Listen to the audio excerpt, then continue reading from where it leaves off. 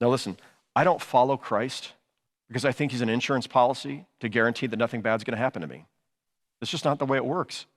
I don't follow Christ because I think if I pray hard enough and I tithe and I read my Bible enough and I go to church every Sunday, my kids are gonna live to be 100. I remember, and I shared this in Vespers last week, the time when my youngest daughter, Rebecca, she said, Dad, I'm gonna take a semester off, and me and my friend, we're gonna travel across the United States. She's 19 years old. We're gonna travel across the United States, and we're gonna take the bus. And so, I go to, 11th and Troost in Kansas City, in the neighborhood there where, I get to the bus station, it's 11 o'clock at night, and there's some pretty, interesting characters who are getting ready to get on the bus.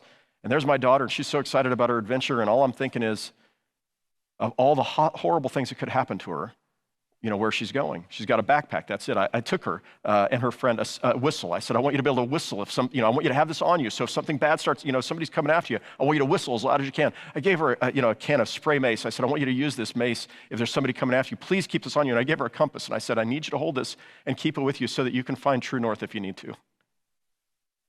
And I prayed for her and her friend right there in the bus depot. They were so embarrassed. I just got on my knees and prayed for them right there, tears streaming down my face. I got out to the car, and I'm just bawling as I'm traveling home because I've raised this kid for 18 years and so desperately tried to protect her, and I knew I couldn't protect her anymore. And what I knew is just because she was Pastor Adam Hamilton's daughter didn't mean nothing bad would happen to her. Right? That's not the world that we live in. And so what I prayed is, Lord, she's yours. And no matter what happens, I pray you'll watch over her. And I knew that may mean that she could be hurt, or she could die, but ultimately she's yours. Please take care of her. And if something terrible happens to her, raise her up with all your people. That may not be enough for you, but that's what I pray when I'm praying for people. I of course ask for the out of the park home run miracle. Lord, put your hedge of protection around her. Please protect her from any harm. But I also know that many parents have prayed that for their kids, and horrible things happen anyway. So in the end, I'm not asking God to violate the laws of nature.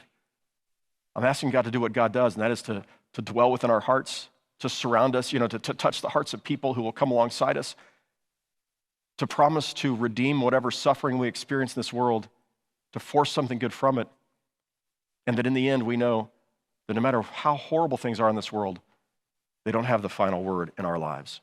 What does God do for us? It's not the insurance policy that nothing bad will ever happen. It's that he comes and walks alongside us in the pain in this world. That's what he promised us.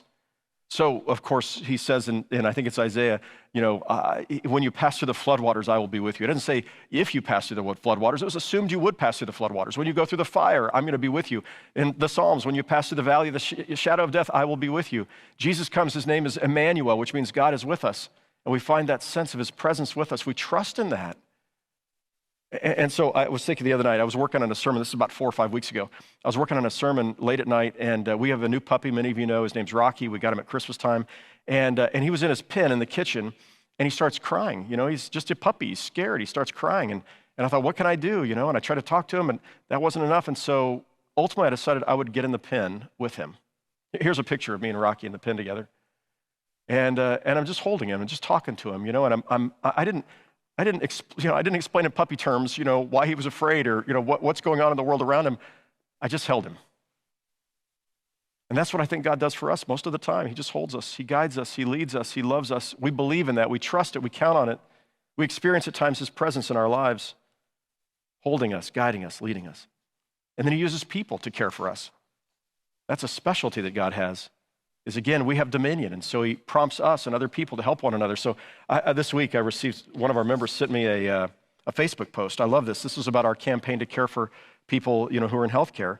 And the Facebook post said, Church of the Resurrection gifted the employees at Advent Health with a cup of coffee of our choice from Scooters, their coffee shop. I always appreciate coffee, but when I flipped it over, so it was a little certificate, when I flipped it over, the message on the back brought me to tears. A little bit of affirmation goes a long way, and it's so very appreciated. A big thank you to all the healthcare workers out there who've worked through the pandemic to continue providing care to their patients. And then she showed the picture of this. And what we said is, for nearly 2 years, you've worked tirelessly, sacrificially, to extend the healing ministry of Christ during the most challenging times in our lives. We know you're tired, and at times you probably wonder if anyone cares or if you're really making a difference. That's why we want you to know we see you, we appreciate you. Our congregation is praying for you today. What you do matters. We love you. Please accept this small token, this cup of coffee, as an expression of that. And you see, that's what we do. God puts it on our hearts to actually be kind human beings who care for one another, come alongside one another, sacrifice for one another, so that in the end, we help sustain one another on God's behalf. And I found it interesting, some of the follow-up texts that came through, or the messages that came through, and one person says, I'm not even religious, but this is beautiful.